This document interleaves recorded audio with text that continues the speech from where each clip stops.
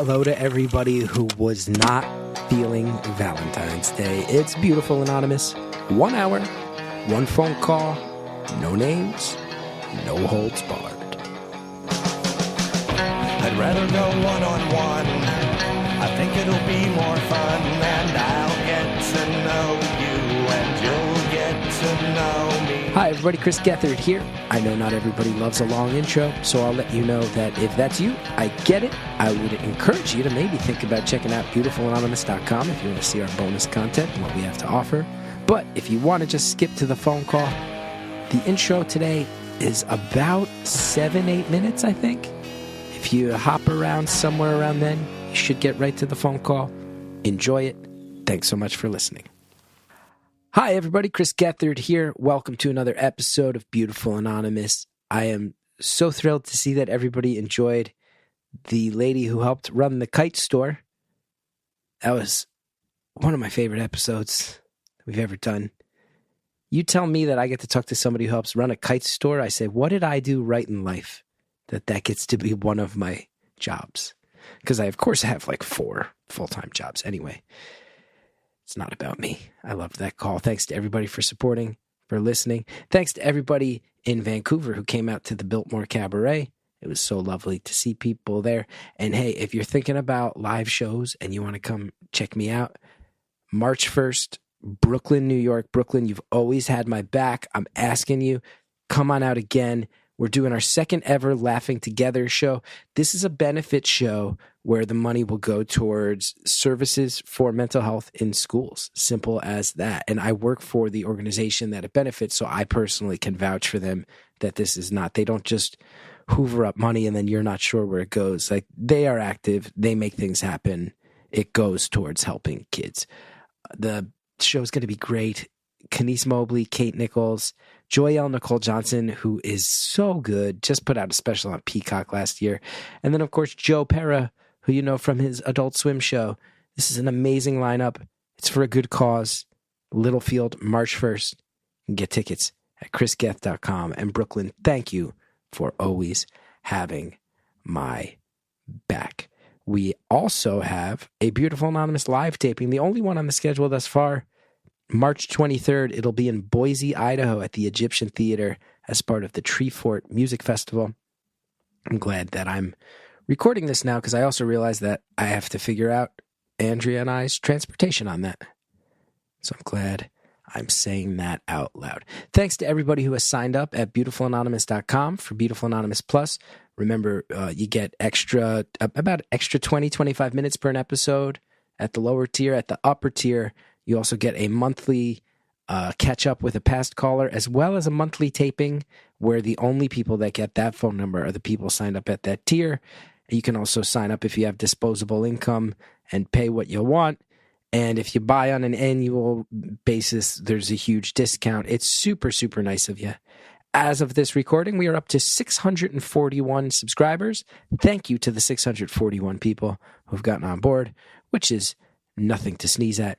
But I will remind you, if I get to 2,500 in the first year, my family will have a very substantial financial bonus, which I'm hoping we can get to, but I'm not hopeful because we're very far away.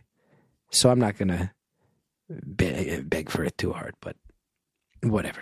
You guys get it. You got what I'm saying. You want to help me out? Go to beautifulanonymous.com. Help me out. Help the show out. Blah, blah, blah. I'm hoping everybody feels good. I don't feel like I have too much on my mind.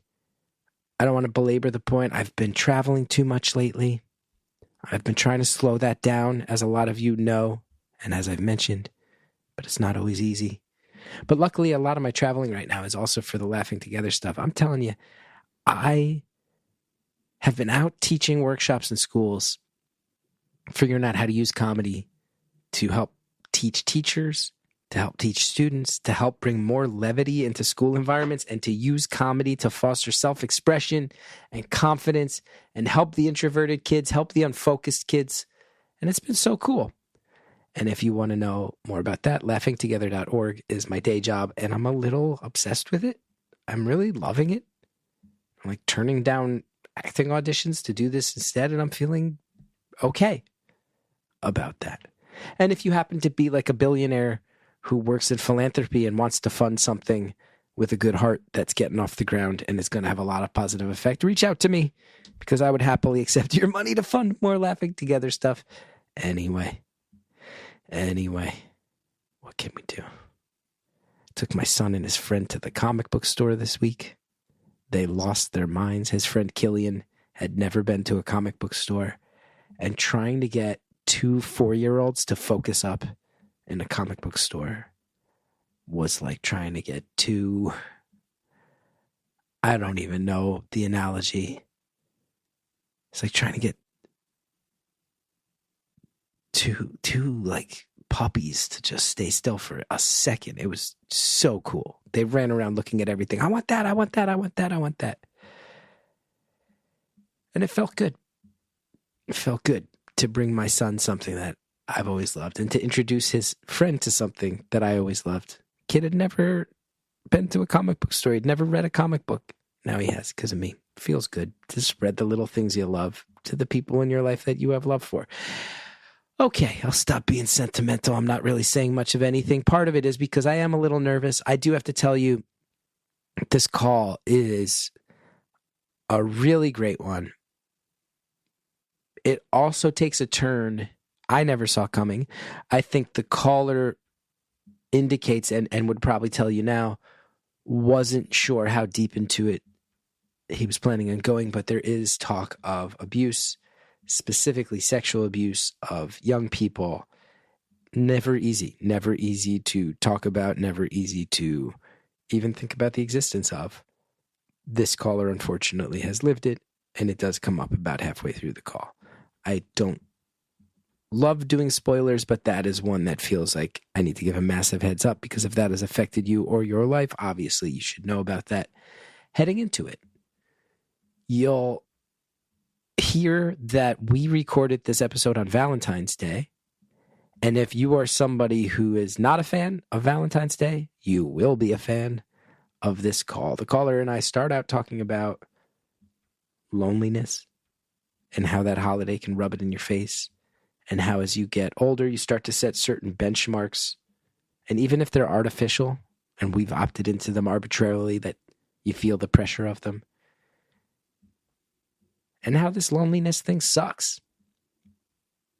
And then it takes a turn where we start to really get to the source of some of this stuff. And as I said, it gets pretty serious pretty fast, but also gives you a look at how trauma doesn't just go away. And I think there's actually a lot of really valid discussion about how modern times are not built for people who need time.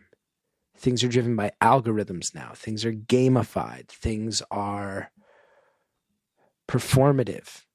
We talk about all these aspects of it in a way that's just really two people shooting the breeze.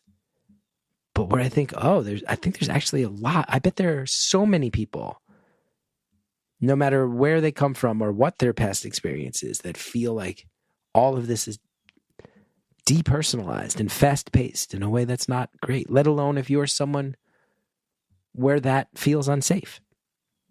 So this call has a lot to it. First half, sort of leaning on each other, some camaraderie. Second half gets pretty serious. So buckle up for that. Most of all,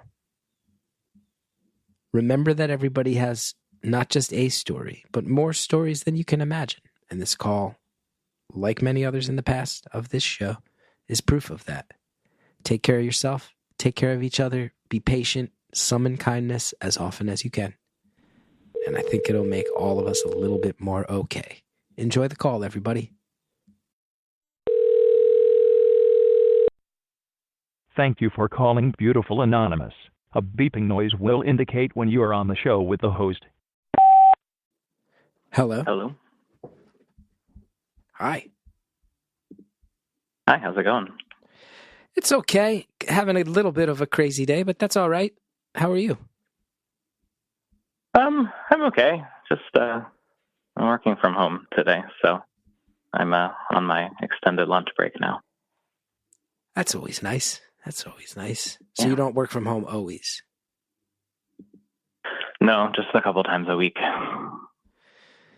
And do you prefer it or do you like the office? Where are people's heads at with this work from home right now? I like it in theory, but it's a little like isolating. I don't always love my coworkers either. So I don't know. It's a mixed bag of feelings. Depends on the day, I guess. Yeah. Yeah, that's fair. That's fair. Okay. Well, I'm glad we've covered that. What else? What else would we like to jump into today? Where are we at? Where are things? I'm feeling a little skittish myself. So I'm thinking we just jump into something. I don't know. Just thinking about, it's Valentine's Day. So it is. We are recording this on Valentine's Day. That's true. Yeah. Dealing with all the baggage and emotions that come with this day as you're trying to just live your life and you're bombarded with social media posts and ads and things and all the things to remind you about being single. And so I feel like I'm dealing with today. I gotta say, I like that we're being honest about that and real about that, because it's an invented holiday that creates a lot of stress, and there's some beautiful things about it, but it's not always easy. It does create a lot of stress. I also I think I don't know. I think I thought that by this point in my life, I wouldn't be feeling these same feelings. And I still am, which I think is frustrating. Also, I wish it didn't affect me, Mm-hmm. But I'm not immune to it. I think I'm better at it, like the jealousy stuff, but it's still there. And how does the jealousy stuff show up? I don't I think it used to be a lot of anger and frustration, and now it's just kind of eye rolly, whatever. I feel like I could do probably a better job at supporting my friends who are in relationships. I don't know. It's complicated. I also think I am a queer person, so I think sometimes it's easy to be oh, well, everything with this holiday and stuff is just so heterosexualized. But then when I see queer people also celebrating and in love and happy, it's okay, well, they have it, so why not me? It gets into a lot of the what's wrong with me stuff. And I think that's where the spiral goes. Yeah, obviously love seeing queer people happy. Don't get me wrong, but it's a little bit why not me too at this point in my life? And when you sit and ponder these things, it's not always easy. And also I know that when you get into a headspace where something like Valentine's Day can make it more of a negative lens than on other days, what do you think the answers are when you sit there and go, why am I not having this Valentine's Day snapshot that I'm seeing other people put up on Instagram? Why don't I get that screen grab? What do you think the answer is? Oh man, you want to go there? You want to go into all of my flaws and all that stuff? It's up to you. I don't. I'm thinking about a lot. I turned 30 this year, which is another just arbitrary thing of okay, it's a number, but I don't know. I think I talked to my friends and my therapist about it. I think some of it's me and some of it's the world at large. I think I have high expectations and high standards, I guess, for people. And I just haven't found anyone that really meets that. I don't know. Someone actually asked me recently, have you ever been in love before at all? And I don't know, I guess you can answer that. What even is love? I'm not even really sure how you define that, but I think I have been once in college, and that dude broke my heart. So I haven't felt anything like that since, which is why I say like that's love. But I don't know. Like I think I'm putting myself out there, but people say I should put myself out there more. I think I am. There's also like the standards of beauty. I don't know. I think it's hard to pinpoint exactly, but I also feel like I have a lot to offer. It's hard to like be confident in yourself, but also like examine like, okay, why am I this way? But I have been thinking about that a lot as I approach 30, which is like not like anything's going to magically happen when I turn 30. It's not like my life ends or anything, but I'm at the age where most of my friends are having children and are married, and it's like, Jesus, when did we get to that point? You know, and my life is so different than that, which I think is cool and fine, but the movies don't show single people; they show love all the time. You know, so it's like we're just force fed that stuff from a very early age. I get it. I also will say, everything you're saying, I hear you. I remember my versions of that. I remember the harshness of it. But I'll also say, when you keep phrasing things as far as like, what's wrong with me? Why don't I get that? I'm like, that is a thing that's totally understandable that everybody puts themselves through. But also, I would encourage you to just take it easy on yourself a little bit. Because that will only amplify the sting, right? If you're harsh on yourself like that. Mm-hmm. Yeah, but how do you push through that? Like, how do you? Oh yeah. Yeah, how do you like not? Because then it's like it has to, like, it's a little bit you and it's a little bit other people. But if it's a little bit you, like, how do you just examine that without being critical? I don't know. I don't have the answer to that. It's a really great point. Yeah. Can I ask? I mean, how personal do we want to get? Let's do it, man. We're here. Let's do it. Can I ask? So, because you're in your 20s. Yeah. This is a fun stretch of life where a lot of people, and I get it. I mean, you're thinking about, excuse me, pardon the sneeze, everybody. We may even edit that one out. Oh, now we got a nice laugh out of it. Maybe we'll leave it in. Who knows? Yeah. But I didn't know what sound it was. It didn't really sound like a sneeze, to be honest. It was a hardcore sneeze, and there might be another one or two on the way. Yeah. Now, no worries. You're in your late 20s. I won't lie. Yeah. I'm in my 40s. A lot of people look back to that late 20s, early 30s thing and go, man, that was fun when I was single. A lot of people look back with rose-colored glasses and romanticize. Being single is often really lonely and miserable and puts you in your head. Yeah. But a lot of us look back. So I do want to see, how do you compartmentalize looking for love, these long-term questions, people settling down, people who you grew up with starting to have kids, starting to get married, all those things. Are you still having fun in your 20s at all? Can you still have fun dating? Can you still have a fun sex life? Or are the love issues starting to be a wet blanket on all of that? That's a great question. I am having fun.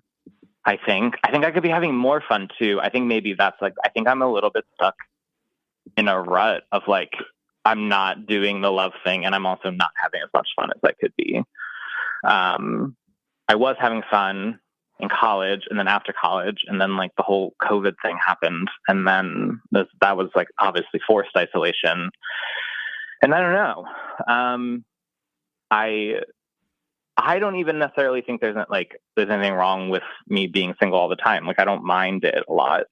And I don't even know necessarily what like monogamy would look like for me, because I've always been single.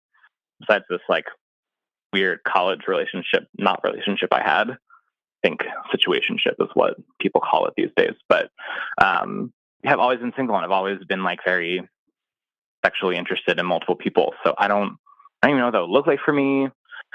Yeah, maybe the answer is like, I should probably just like, if I'm not doing the love thing and I'm not finding that, maybe I should have more fun.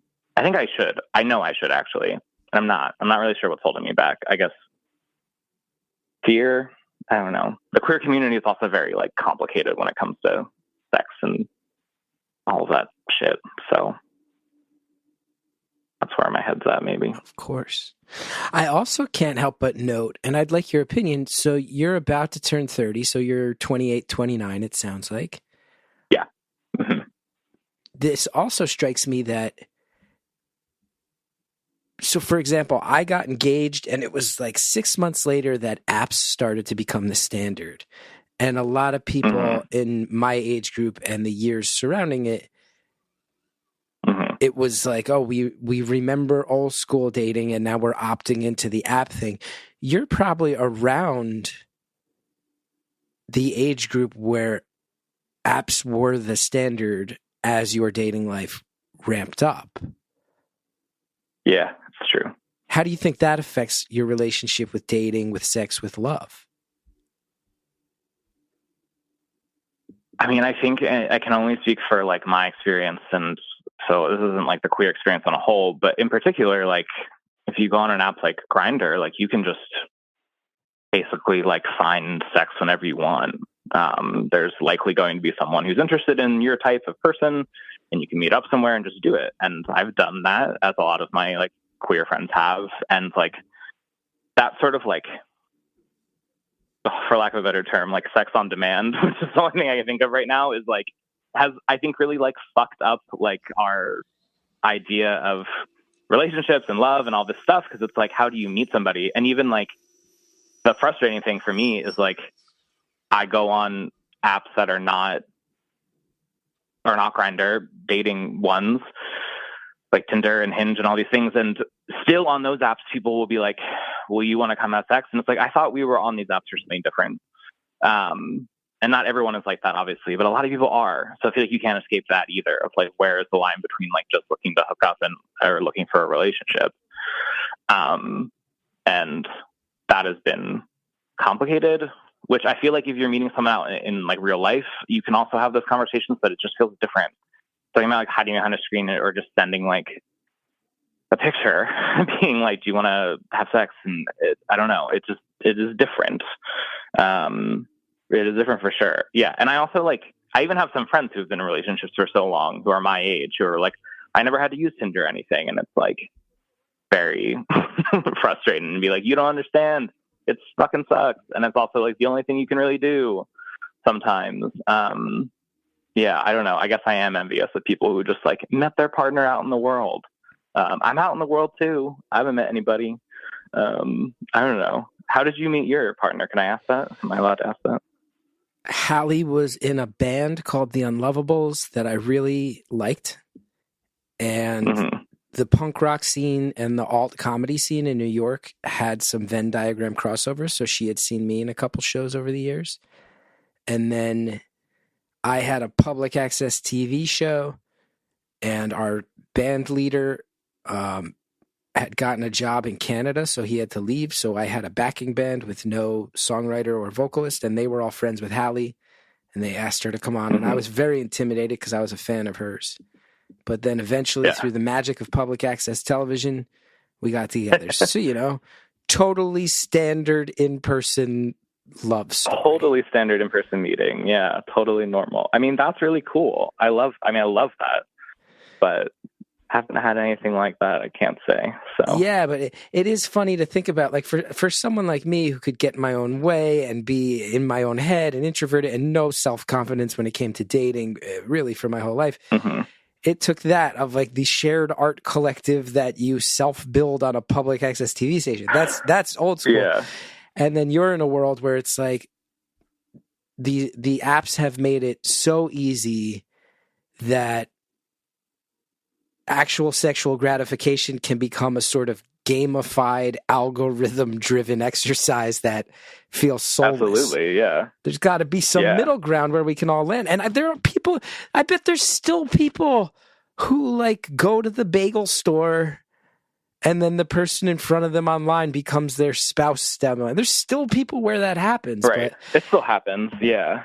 But yeah, but I don't know to who, but not me. The gamification and the algorithm of so many areas of life. I have to imagine it is a weird thing to think about the fact that, and there are people who meet and get married on Grindr. There are people who meet for hookups on Tinder and then they wind up together forever. Like, there's stories that defy all of it, but it is very, very strange to think that we're now living in an era where sex, which theoretically is one of the most intimate things you can share with someone else that should create closeness, can be packaged in a way where it actually fosters nothing but more loneliness. And I'm certain you're not the only person running into that relationship with modern dating and modern apps and modern sex and how they cross over. Yeah. Well, that's the thing. I had not my current therapist, but the therapist I was seeing before had a lot of gay male clients, either my age or a bit older, and he would say, like, all of us were complaining about the same thing, which was this, like, lack of real intimacy and whatever. And he's like, all of you want the same thing. How is this not happening? I mean, it's a small sample size still. And I was like, I don't know, like, where we're not connecting, or we're all pretending to be something we're not online, maybe, which also happens. I know I'm guilty of that sometimes, of, pretending to be cooler and less affected than I am. And I don't know, you kind of put on a persona sometimes. But yeah, I think you are right. The reminder that there are other people out there that are feeling this way is important, but it still can feel so isolated, even when you know that. Yeah. Absolutely. And to be clear too, there's a phrase that's being used more and more lately, which is the loneliness epidemic. Yeah. So I think there is something important to note, that while everyone's individual life experiences highlights the path they walk into this loneliness, I'm a married guy and I feel immense loneliness all the time. Yeah. In my life as a dad in the suburbs, married to a woman, you feel it as a young single gay man. There's people who work in offices where there's hundreds of other people around them and they feel lonely from the second they clock in till the second they clock out. It is everywhere right now. And I think there are very, very smart people studying it and trying to get to the bottom of it. But when we have some distance from this point in human history, I think we're all going to turn around. And just like your shrink once said, we're all going to go, everyone felt defined by their loneliness, and none of us realized that every other person we were encountering felt it too. And it's so easy to assume that the individual path we walk is what leads us there. Oh, I'm a former artist who moved to the suburbs. Of course I'm lonely. I used to be around people who were like me when I lived in the city around other artists, and now I'm a suburban dad. I'm not around my tribe anymore. It's your version of it, right? I'm on these apps. It's so easy to find sex, but sometimes that only highlights how hard it is to find love. Those are two very different paths to walk, to then realize, well, at the end of it, what we're both pointing to is this sort of loneliness that hurts, this loneliness that has a real ache to it. And to realize that everyone's individual life path is so often walking them into abject loneliness right now is really distressing, because by definition, loneliness is a hard thing to feel like you can team up and feel unified in. It's hard to find camaraderie around loneliness. Let's pause right there. Bit of a bummer, but a lot of truth to it. And I bet a lot of people nodding their head in solidarity. It is hard to find camaraderie around loneliness, but we're all feeling it right now. We got to talk more about it. We got to get to the bottom of it, and we got to solve it. We all have to. It's sneaking up on us more than we know. Anyway, we've broken the momentum. That's a good time to get some of our ads out of the way. Please listen to the ads. Support our sponsors. Helps the show when you do. We'll be right back. This episode of Beautiful Anonymous is brought to you by IQ Bar. I'm so happy to tell you about IQ Bar and the different products they're out there making and the level of quality that they are reaching. I love their products. They taste good, first of all. They're a quick grab and go, which as a young father is something I need in my life quite often. And then on top of it, They're doing things the right way. These are plant protein bars. They're quick. They're diet friendly. It's a brain boosting breakfast. On top of that, they have IQ Mix. You can rehydrate super quickly. You can do that right in the morning. You can do it after workouts. They make it simple. Or if you're a coffee drinker, you're going to want to know more about IQ Joe, which will help you sustain the energy you need to focus all day long. I am somebody who would often be flying around looking for a breakfast that could be quick. And when you're in that mindset, what do you wind up doing? You wind up eating something that's wildly unhealthy. Not anymore. IQ Bar is there. I know that it's something I love. You can start each day right with IQ Bar's brain and body boosting bars, their hydration mixes, and mushroom coffees. Their ultimate sampler pack includes all three. You can get 7 IQ Bar flavors, 4 IQ Mix flavors, and 4 IQ Joe flavors. And today, listeners of Beautiful Anonymous get an exclusive offer. You're going to get 20% off. And on top of that, free shipping. That's a deal. That is a company with confidence right there. And it's super easy to get. You just text the word beautiful to 64,000. You just text the number 64000, send them the word beautiful, and they'll get all that info back to you on how to make that great deal happen. Brain nutrition, body nutrition, they've got you covered. Plant protein bars that are packed with high-quality ingredients, keeping you physically and mentally fit. We're talking vegan, gluten-free, low in sugar, low in carbs, still with great flavors.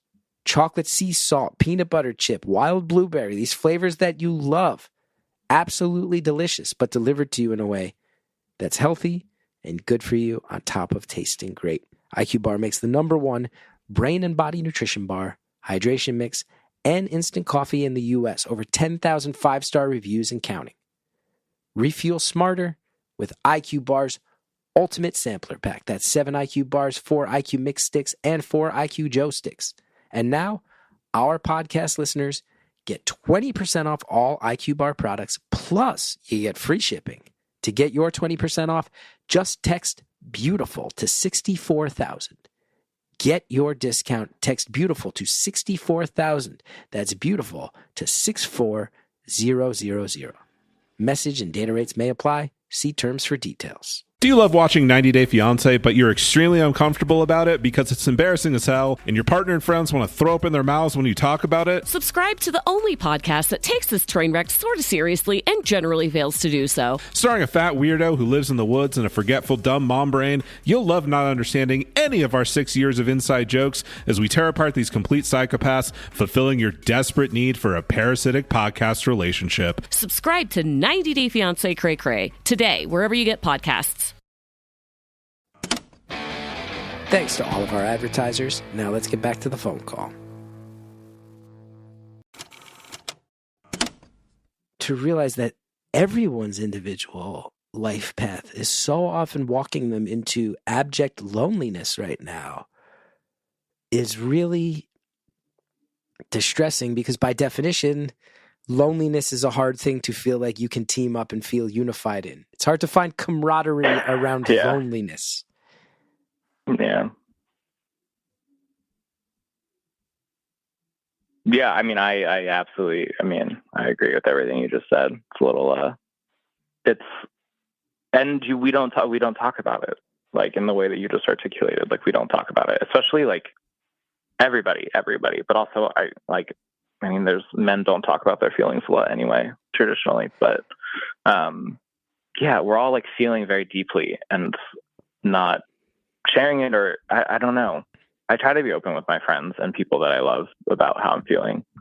But it can be hard when you also have, like, responsibilities to be a certain type of person and leadership. And in your case, if you're a partner or a father or whatever, like, it's just like, I don't know. I think we're all struggling, and yet there's still, like, stigma around sharing mental health things. Obviously gotten better for sure, but it still feels like it's not great. Yeah. It's distressing. Are there things that you have in your life? Because I often find this with myself. Are there things that feel like the breath of fresh air? Even silly things in your life there things where you go, it's easy to dwell on these feelings, but also, have you been watching the WWE? Like, the Cody Rhodes stuff is great. Like, that makes me feel happy. That makes me feel happy to catch up on that. Yeah. And it is a break from the loneliness. And then I could text my brother and be like, did you see the Cody Rhodes stuff? And then in the course of that, we can quietly be like, also, how are you? And then one of us will be like, I'm okay. Yeah. We're like, oh, actually, I wanted to talk about, can I jump on the phone? Do you have the small things that help break up the storm clouds? Yeah, for sure. I mean, I have a couple of things. I mean, right now I'm super obsessed with award season and like Oscars prognostics and stuff. So I like try to see as many films as possible and do a lot of like predicting and stuff, which has been really fun and nerdy for me. I have like a little spreadsheet of my own to keep track of who wins what and stuff like that. So this is like kind of my favorite. The last couple of months have been a great time of year to just go to the movies all the time. And I go to movies alone, which is fine. I actually don't find that lonely because I've been doing it since I was like 16, like ever since I got my license.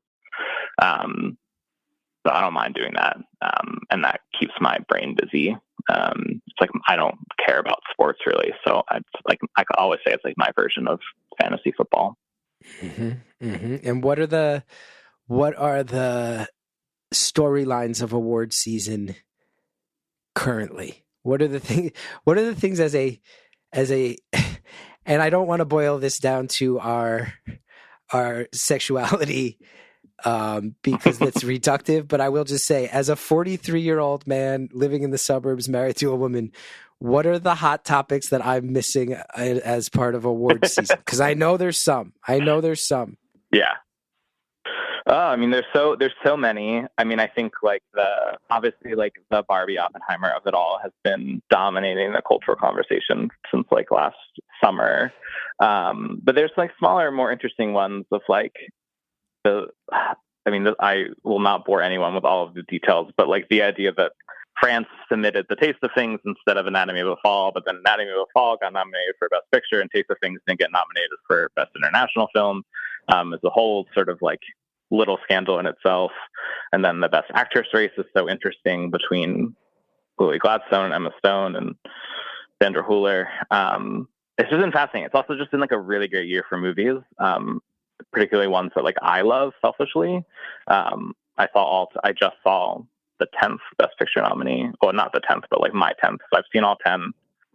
So I actually haven't done that before, even though I love this stuff. There's usually one or two I just like skip out on because I just like can't sit through 3 hours of Avatar 2, which like I'm sure I missed out something great, but I couldn't do it last year. But this year I saw all 10, which feels like a nice accomplishment for myself with nobody else. I am so jealous. I used to see so many movies, and it's one of the first things that goes out the door when you have a kid, because you got to get I can't imagine. Yeah. You got to get a babysitter to do anything. Yeah. So you see a movie that's going to be realistically drive there, get your snacks, preview, park, the previews, the movie itself, get home. This is 3 or 4 hours minimum. Talking about probably adding $80 minimum to your night in babysitter fees, let alone if you want to get dinner. It's not worth it. Yeah. Yeah. Also, I can see a movie that might or might not be good. Although, that being said, to bring it back to wrestling, I was a little surprised that Iron Claw got no real traction, but I understand that's an A24 thing, that they only really push one of their movies a year. Yeah, it was a sort of like drop ball on their part, because I think Zac Efron really could have hit at the end for Best Actor nom. He was fucking great in that movie. That movie, I think that was the movie I like cried out the most this year. It's such a sad story. There was something about, it's such a sad story. It's insane. It feels unreal, but it is absolutely true, which is crazy. Yeah, if you are not familiar, it's the story of this family of wrestlers that suffered just a lot of tragedy, some of it random, some of it self-inflicted in a very literal way. And it's a brutal story. And I will tell you, we were actually staying with my parents, and Cal went to sleep, and Hallie was like, we could see a movie. And I was like, I've been wanting to see Iron Claw. It's about wrestling. And she was like, I heard it has Oscar buzz. And we got maybe half an hour from the end, and Hallie just quietly leaned over and was like, why the fuck would you take me to this movie when we never get any date nights? And I was like, yeah, I knew enough about this that I should have flagged it. I should have flagged this for sure. Not an ideal date night when you don't really ever get date nights.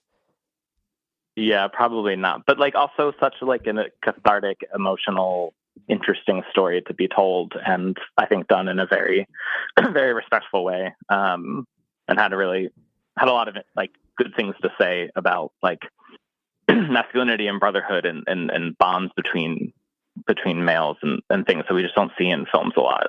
And of course the tragedy of it all. But I really loved that. It feels weird to say I loved that movie because it was so sad and so upsetting, but I did love that movie. I think about it a lot, actually, and I wish it had gotten some Oscar attention, but I hope people still saw it. I think they did. I think it did pretty well, money-wise. Now, I'm just going to put it out here, and when I tread into stereotypes, call me out big time, but I will say... I will. I lived in New York a long time.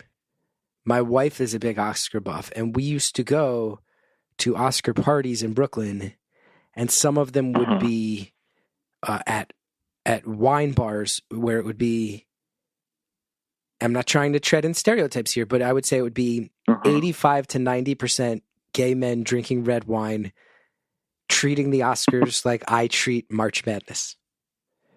Yeah. So in thinking of loneliness, just the level of knowledge you just dropped off the top of your head about so much, I have to imagine that there are places where you could quell your loneliness and find other movie buffs who are living for the swirling storylines around Oscar season in person. Has to be a possibility, right? But I don't want to just say it is a possibility. Yeah, I know I'm boiling this down to you can find other gay men who love the Oscars, but you can, right? Yes. In theory, yes. I will say that some of the gay men I'm friends with like couldn't care less. So it is obviously not everybody. I also think like it depends on where you live. I will say, obviously, if you're Brooklyn, in New York City and can go to Brooklyn, things like you got a bunch of people who are into that shit. Turns out living in Brooklyn gives you access. Turns out living in Brooklyn gives you access to a thriving and accepted out of the closet gay community that will happily drink red wine in public and shout at the screen at an Oscar party in a way that's so fun. Who knew? Yeah. I would. That sounds like a great environment. I just unfortunately don't have access to something like that. But I think you're right. That's like my dream. Like my dream is to find a man who's like at least like a little bit interested in this as much as I am. I don't need them to be like a fanatic like I am, but some interest would be great because I spend a lot of time at the movies, which I was going to say earlier, like that is a great thing about being single is you can kind of do like whatever the fuck you want to, whenever you want to, It's like if I want to go watch a 3.5 hour Martin Scorsese film, I can. I don't have anyone to worry about but myself. So that's kind of cool. I do like that. I do like my independence. I will also say Andrea typed this in our chat and I couldn't agree more. And I every once in a while when I'm on the road, I take the chance to do it.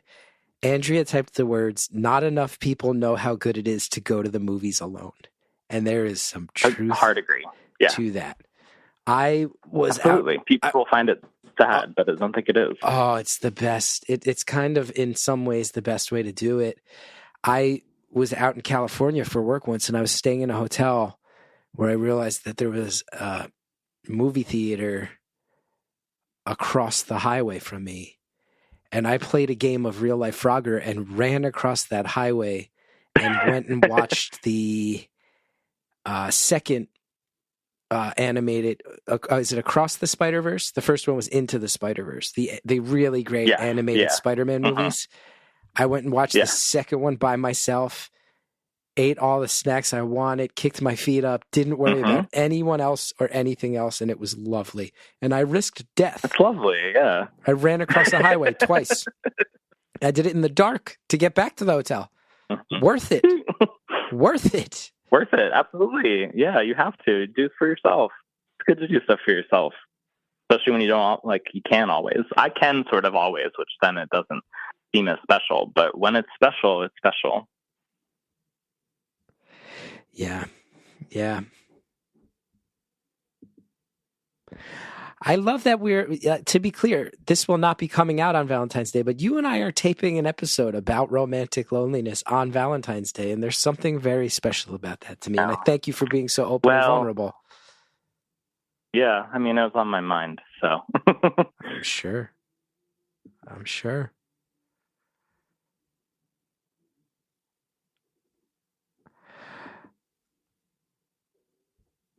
I am sure. And now we've just strangely hit a wall. We just hit a hell of a wall right there. Well, it's not, I mean, I think, we're not best friends yet, but I think like a little bit of silence between two close people is okay. Yeah, right. A comfortable Maybe silence is a beautiful thing. Yeah. I was thinking about something. It's a little bit, it's going to bring the mood down, but I don't mind going there, I guess. Another part of like all of this. Bring the mood down compared to the idea of being alone on Valentine's Day? We were like laughing about the movies. Like that was kind of fun. I enjoyed that part. Yes. Okay. Yeah, bringing the mood down from that. Another aspect of my personal experience with like loneliness and romance is for many years, like off and on as a young person, I was sexually assaulted. So I grew up with a very skewed view of sex and sexuality. And I think it can be easy to pretend like that doesn't affect me still at my age, but I think it does. And that's why I've been in therapy for a very long time, trying to work through those things. Even if they don't affect me like viscerally every day, it's all interwoven in my shit. So if you're trying to get a complete picture of why I am the way I am when it comes to loneliness and relationships, it feels dishonest to not disclose that part because it's there, whether I want it to be or not. And I don't want it to be, but it's there. Well, I'm so sorry. First of all. And second of all, I'll say, you at one point said something along the lines of, at my age, you'd think I could have sorted it out. But I'll tell you, one of the things you learn as you get older is that when you are younger than 30, you think you're supposed to have everything sorted out by 30. That becomes this benchmark. But when you're older than 30, you realize no one sorts out everything by 30, and no one would ever expect you to. It's this weird artificial line that we all put in our minds internally. So no one would expect you to have that sorted out, maybe ever completely, let alone while you're still in your 20s. And that's really brutal and awful. And I'm so sorry. Thank you. I appreciate that. I think you nailed it with the like never. I don't think it'll never make sense, and it'll never be okay. It'll be easier to process and deal with as time goes on, the further I am away from it. And it has, thank God, for me. I can only speak from my experience, but I feel it happened when I was so young. I feel robbed of so many things that I'll never get to have because they were taken.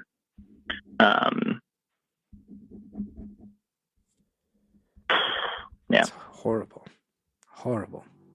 I'll also say something that's super obvious.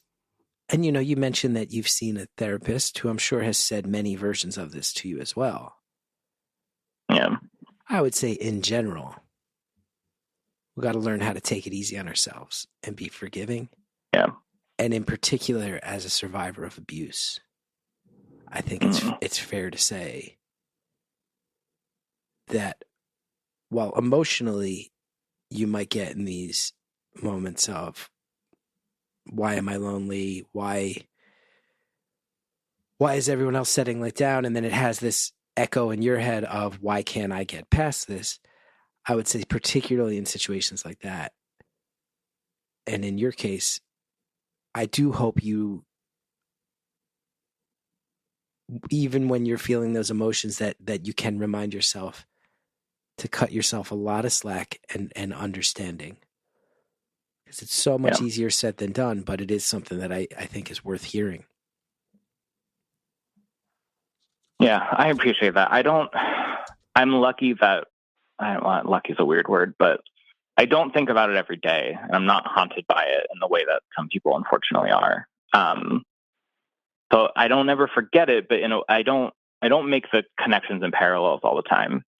But when I do, it's very like enlightening and explains so much in my brain. And yeah, I don't know. It's obviously so freaking complicated, but yeah, there's that part. And I think it also has made me like, obviously like super distrusting of people. That's something that we haven't talked about, is just like the trust in intimacy with another person. Of course I have those reservations now. That doesn't help either. Right. And when you tie that into what we were talking about before, where the starting point of a lot of app-based dating is, let's figure out our sexual compatibility on day one before we even really connect and have a conversation. For some people, that's probably a lot of fun and might work, but for anyone who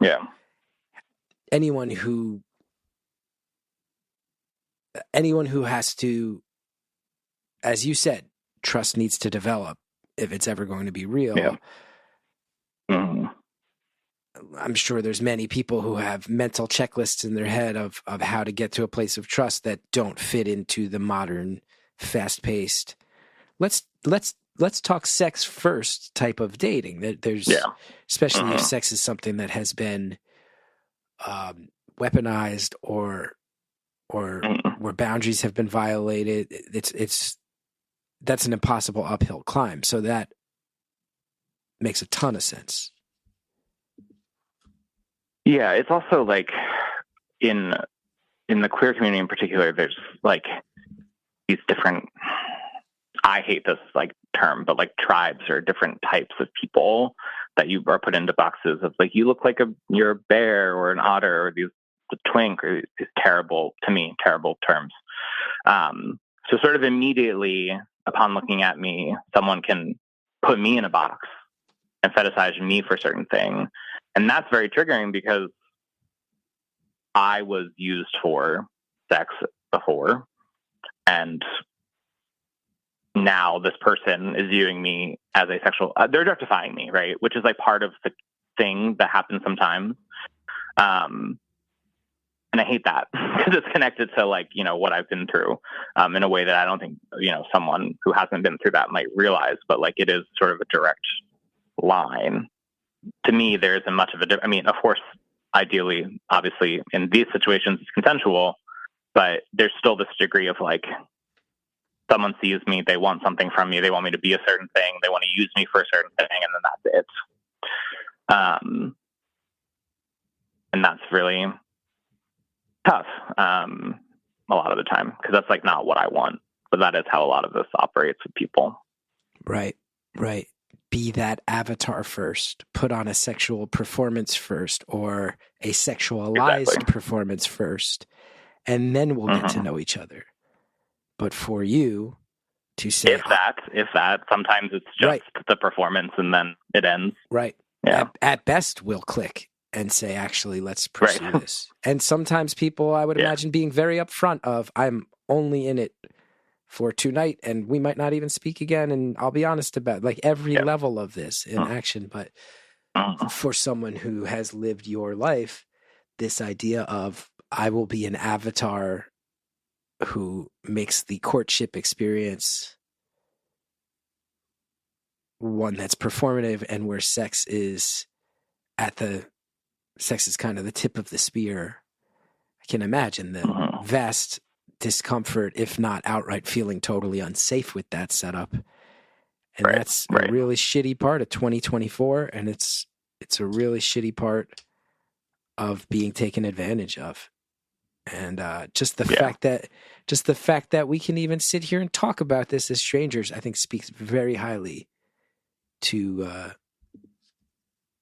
your strength in terms of it, but that strength is required and demanded, for us to have started the call talking about finding intimacy, finding love, talking on Valentine's Day when everybody's being so forthright about it and performative about it and taking their victory laps about it. It's really brutal. Can be, and it is, and it has been, and it probably will be again, but I'm stronger than I was, and hopefully will continue to be, especially when it comes to what happened. I write plays, and I've been trying for a long time to write about this in particular, and I'm sort of maybe on the way to doing that for the first time, which is something. It's not like I don't think it's necessarily going to solve the problem or make it go away, obviously, but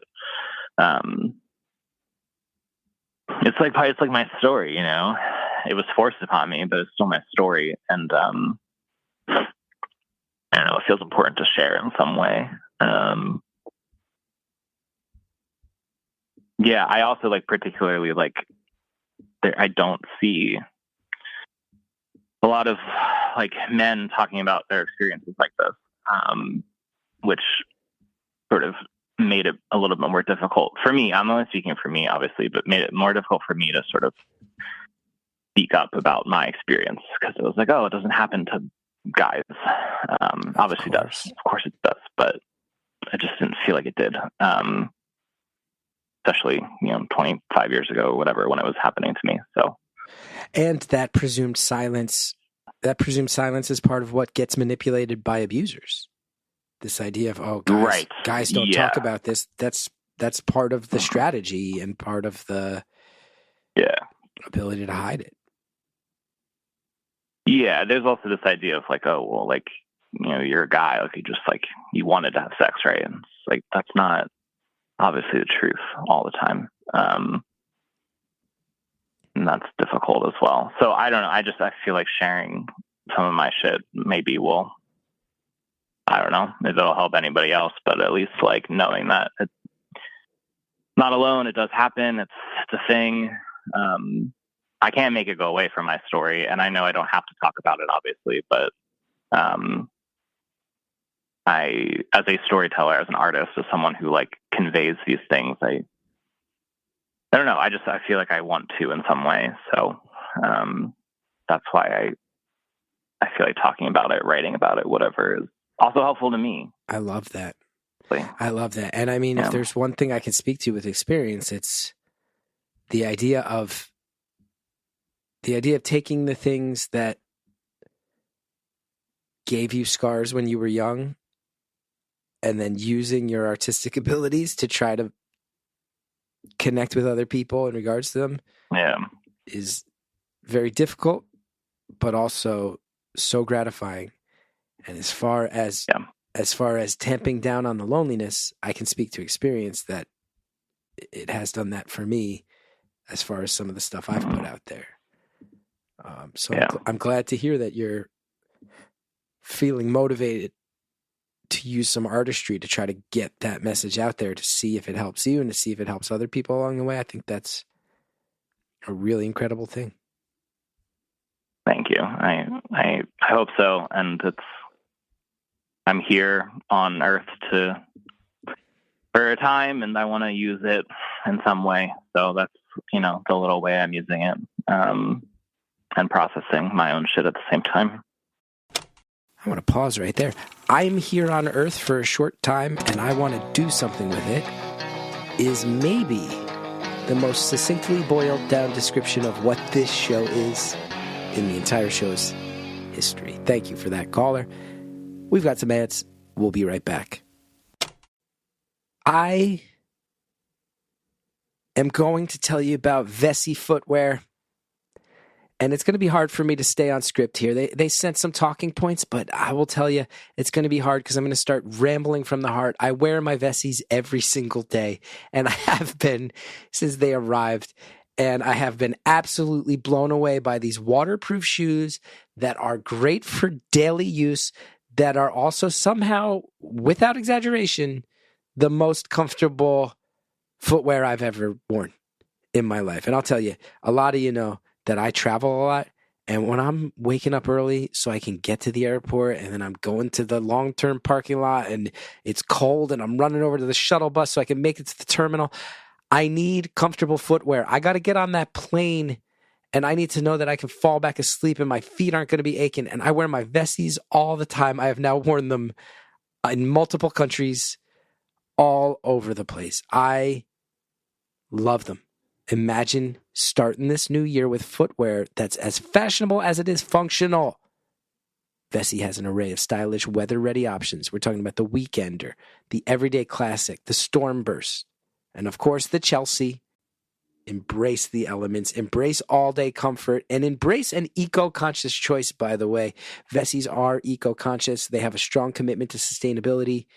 This means that not only do they look good, but they're good for the planet. Their manufacturing process is designed to reduce water use. They avoid harmful chemicals. You are not just making a stylish choice here, but a responsible one too. And I will tell you, when they sponsored the show, my wife Hallie flipped out because she is a huge fan of them. And that's from the environmental perspective most of all. She does her research on every purchase she makes. She loves Vessis for that exact reason. Ready to step into the new year with style and confidence? Vessis got you covered. From chic city walks to adventurous treks, or if you're like me and you travel a lot and you need the perfect shoe for running through an airport terminal or taking a shuttle bus when you need your feet feeling good, Vessis got your back. Find the perfect pair for your lifestyle at vessi.com/beautiful to get 15% off your first order. Thanks again to all of our advertisers who allowed this show to exist. Now let's finish off the phone call.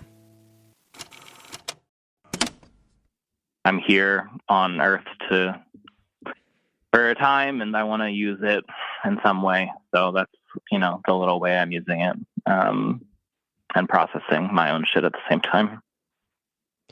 Can I ask you a question that, any question about this might be a tough one.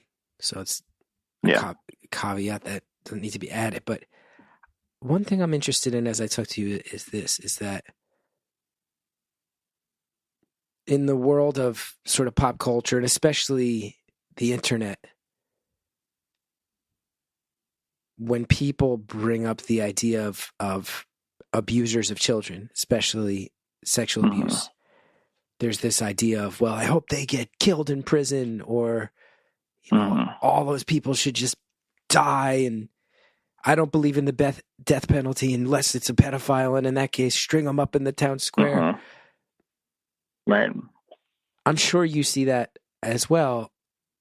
And as I'm talking to you, I realize I have no idea if that is something that, and you have been very clear over and over again about how you speak for yourself, but I sit there and I have often wondered, what does that really do for the victims? Does it make them feel protected? Right. Does it make them feel like society looks out for them? Or is it just a thing to post on the internet that doesn't affect real change and does more harm than good? I have no idea, but I've often wondered about it.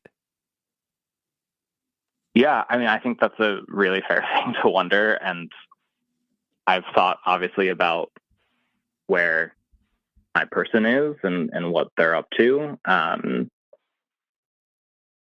My situation is a little bit different because it was someone closer to my age, so it just adds more complications to it. But I think the biggest thing would be the hope that they just don't repeat it to anyone else, which I think is why there's like a desire or craving for some justice in that regard, is probably the most important thing.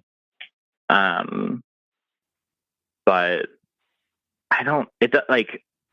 the very sad truth is like nothing will make it go away from your experience, right? So like, even if there was some retribution, I don't know. I'm not sure what it would do. I do think about, well, let me just say that like 2 years ago, the person like added me on Facebook. And I was like, what the fuck, you know? Jeez. And I blocked him. Obviously, maybe not obviously, but I blocked him. And, yeah, so then it's like, do you even know what you did? And if you did, why are you doing this? And then you just have this idea of like, what would you say to that person? And I know that sometimes an exercise a therapist might give someone is, you know, write a letter to so-and-so. And, yeah, I don't know where I'm going with this particular train of thought, but, yeah, I guess my point is like, no matter what, even if we had connected, even if something happened to that person, like it doesn't change what I've been through and never will. But the idea of stopping them from doing it to someone else, I think is the key, particularly if they're of a certain age and of a certain experience. Like, I think that's obviously really, or in a position of power, obviously, you know, someone who makes decisions and can use their influence over someone else in that way, then having them sort of suffer, for lack of a different word, is even more important, I think. That's a really smart and thoughtful answer. Now, when you get that Facebook request, is this a person who you've confronted at all? You mentioned you are brought up with the thought of, do you even understand what you did? Do you feel like it is some effort at, well, if I accept this, I'll be granting them forgiveness that they're seeking somehow? That's an aggressive move. Yeah. And it was, I mean, so the situation between me and this person just like fizzled out after a couple years, and they moved. So we just sort of stopped contacting each other. So no, I never had a confrontation with them. And it took me like many years to really name what had happened to me, given the circumstance. Which is why, like, I don't know if the person realizes on their end, like, exactly what has happened. I don't know what he wanted from that. And I certainly wasn't going to engage with it, even though it wasn't tempting. It was just like, it was tempting to like know what he was up to, I guess. Cause yeah, I mean, you're fucking human. Of course you kind of secretly hope he's like fucking failing miserably, right? Like that's sort of the hope. Yeah, it was jolting to say the least, you know, to see that name in that photo after, God, I don't know, like 10, 12 years of no contact or whatever. More than that, like 15 years probably. Yeah. Wow.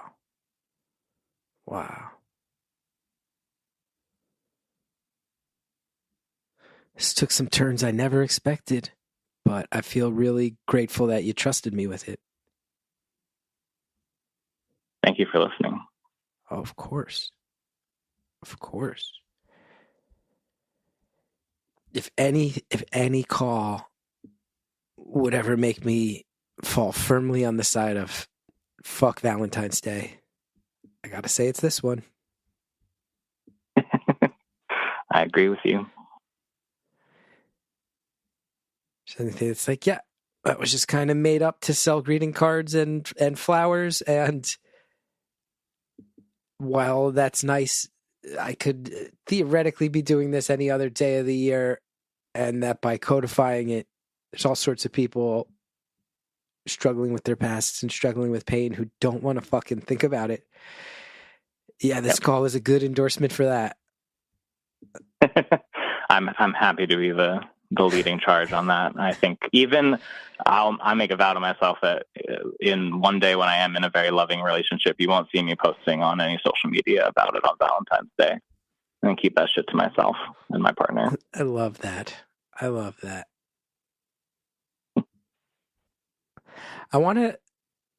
This is a strange turn to take, but we did have that stretch where we were just chatting about movies and chatting about award seasons. And there's a part of me that feels like I want to return to that as we've now dived into some stuff that's really hard. I have a question that I have a feeling you might get into if I ask it. And I like that back and forth. Yeah. Rather than just dwell on the sensational part. As the other shows like to do. No, we are humans here. We'll connect to humans. I'm wondering, so, there's legendarily the kind of, and I think you'll know better than I the exact time frame, but there's a chunk of the year where it's understood that there's some post-Oscars burnout, nobody's really paying attention to the movies, and the studios kind of dump all the stinkers all at once, right? Yeah. Mm-hmm. Are there any movies that have been kind of put out there as in that stretch of these are being put out, right? Is it like January, February? Like you get the Oscar stuff out for consideration in November, December, October, right? And then the stuff. Are there any stinkers that you look at where you're like, that got a raw deal? That one was kind of cast off as a stinker, but I'll go to bat for it. Well, I think like some movies, unfortunately, just kind of get like dumped on the schedule in like March and April, like right post the Oscars, that are not worthy of that. I mean, the one like example I can think of from last year is a movie called You Hurt My Feelings with Julia Louis-Dreyfus that came out. I don't know when. I think it premiered at Sundance, and then maybe it came out in the springtime, and it's like such a gem of a movie about a novelist who overhears her husband critiquing, saying that her new book is bad, and that's it. That's like the plot, is just like she sort of spirals when she finds out her biggest supporter is also like critical of her work, and it was so good, and like no one saw it. It was just sort of got like dumped in the schedule unfairly. So yeah, I think every once in a while, like there are really great movies who just like for whatever reason get like the shit end of the stick on a release date.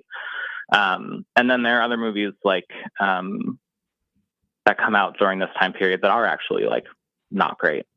I haven't seen Madam Web yet, but it's just getting absolutely destroyed by critics right now. So I think there's some truth to that. Yeah, there's just so much to see. So I think some stuff gets lost during this period, particularly like early in the spring, when I also just think there's just like fatigue from movie watching. If you're into this, so you might like take a couple months off before like Oscar stuff starts again. But I will say it's also like changing a little bit, because it used to be like, unless your movie came out in like October, November, December, like you were not getting Oscar attention. But Everything Everywhere All at Once came out in January the year it won an Oscar, so like that sort of blew that theory out of the water.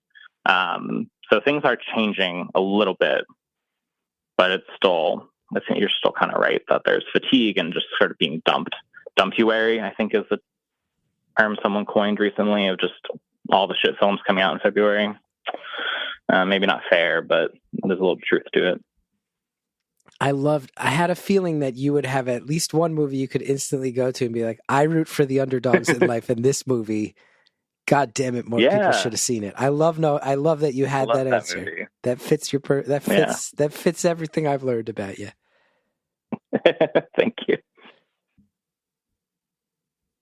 We've got about 3 minutes left, and I'm wondering how you'd like to use those 3 minutes.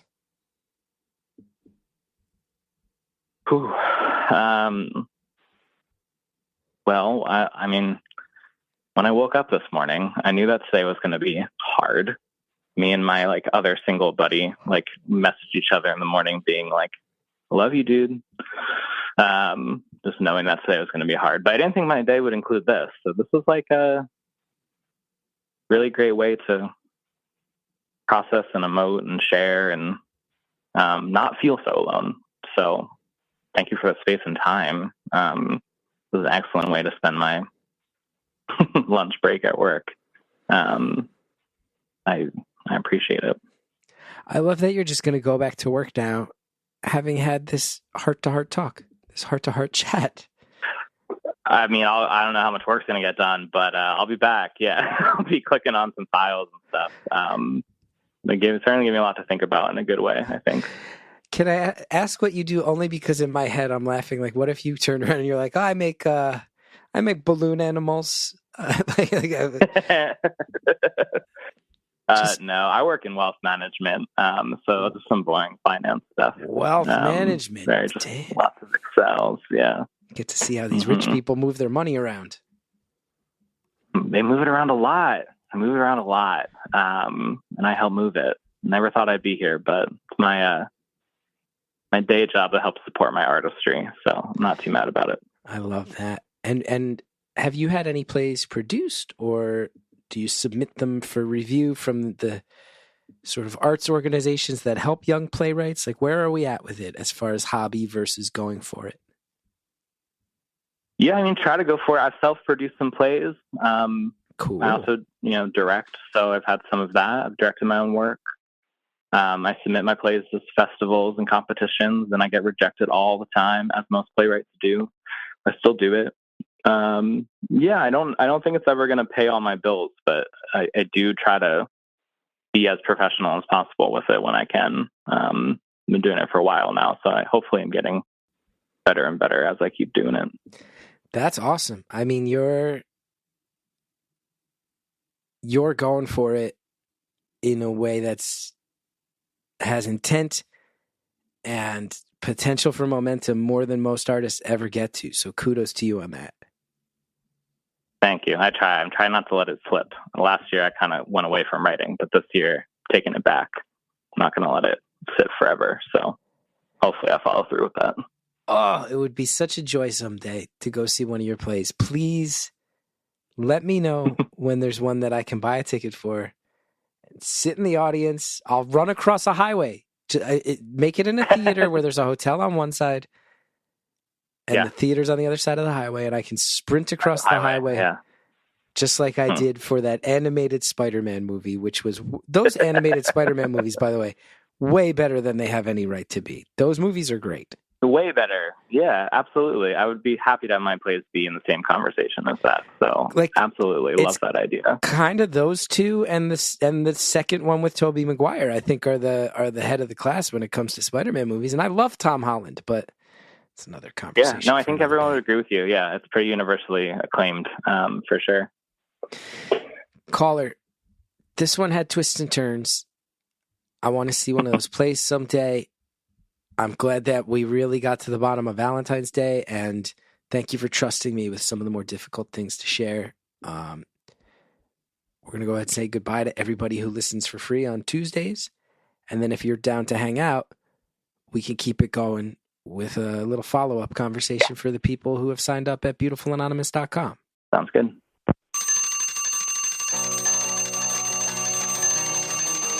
Caller, so sincerely thank you. Thank you for trusting me with the difficult parts. Thank you for making me think and laugh with the lighter parts.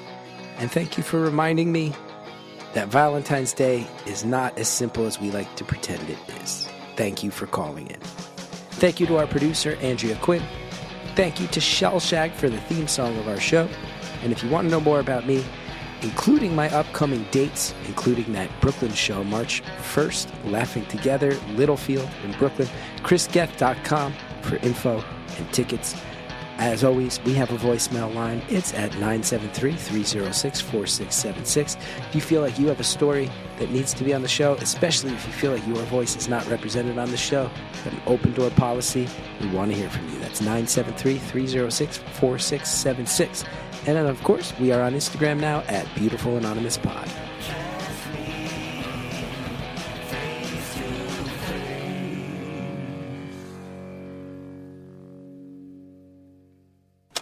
This week on Beautiful Anonymous Plus, here's some of what you'll get from the 5 questions. If you knew you were going to die tomorrow, what would you eat for your last meal? I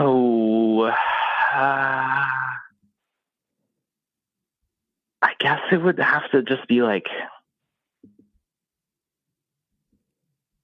I don't know. I feel like there's two ends of the spectrum. Either like some like insane like Michelin star restaurant food that I've never even had before, just to say I did it, or just like classic traditional like chicken parm, I think would be, and like more realistically, probably just that, like just the thing that I've loved since I was a kid. I do remember being asked this question when I was like in middle school or high school or something. You're sort of like, I think, death row meal.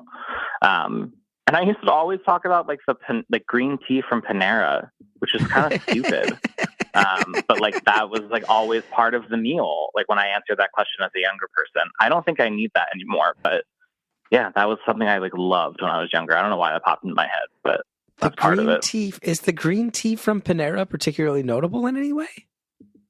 Not really, man. Like it's just like it's kind of like sweet. It's like kind of more like a juice. I guess because I didn't have it a lot when I was younger and I wanted it more. And now that I'm an adult and can have it whenever, it doesn't really do it for me anymore. Don't forget to sign up for Beautiful Anonymous Plus at beautifulanonymous.com.